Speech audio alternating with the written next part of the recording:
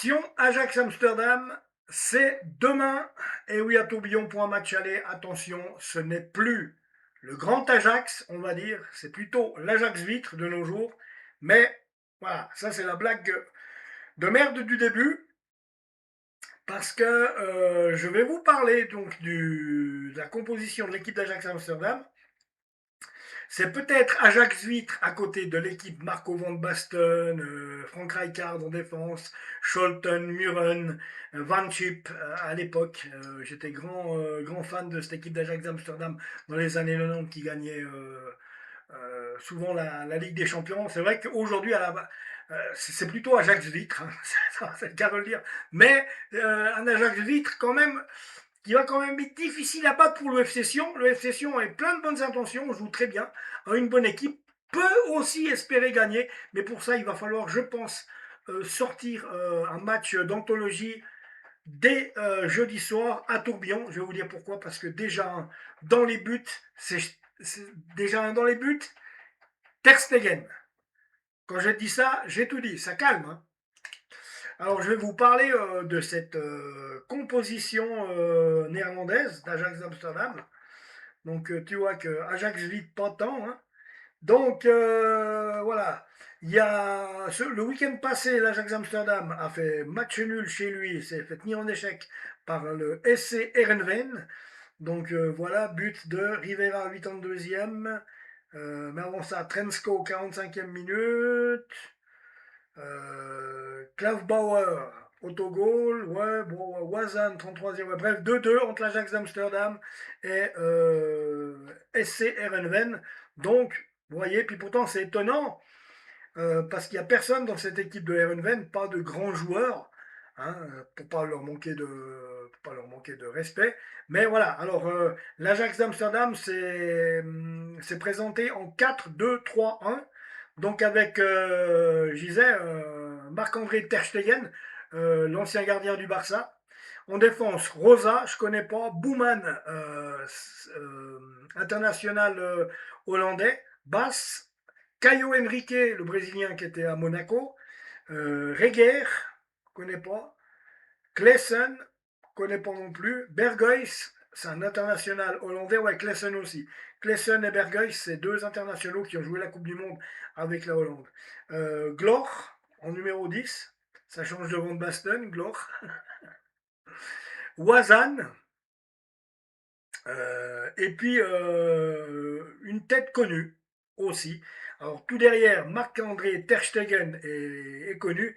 Et Kasper Dolberg, le Danois, l'international danois, qui est en pointe d'attaque.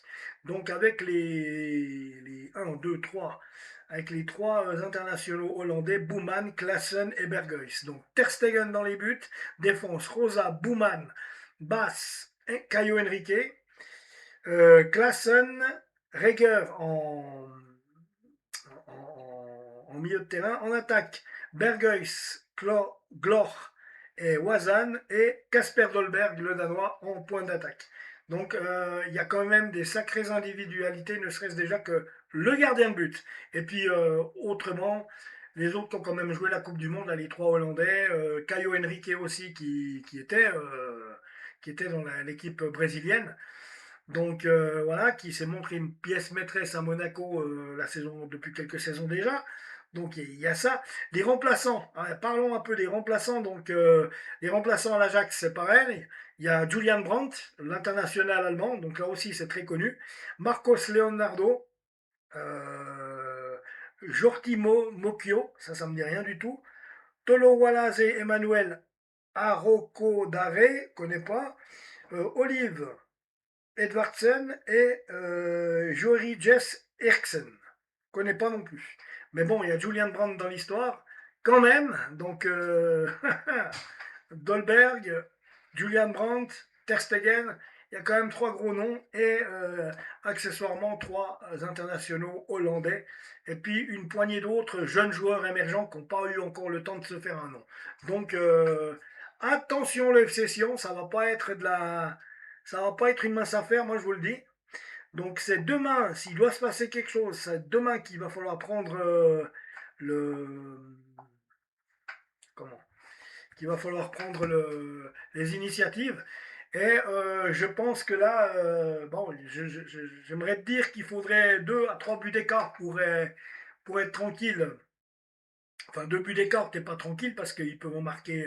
T'es un peu tranquille parce que ils peuvent en marquer un pour chaque un dans chaque prolongation.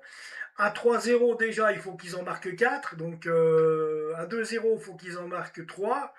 Donc ça serait pas mal. Mais de là à ce qu'il y ait 2-0, j'y crois pas beaucoup, surtout avec l'Ajax d'Amsterdam. Je vais pronostiquer. Mettez-moi vous dans la barre de commentaires ce que vous pronostiquez. Moi, je vous dis, je vais rester positif et optimiste pour les Suisses, pour les Valaisans.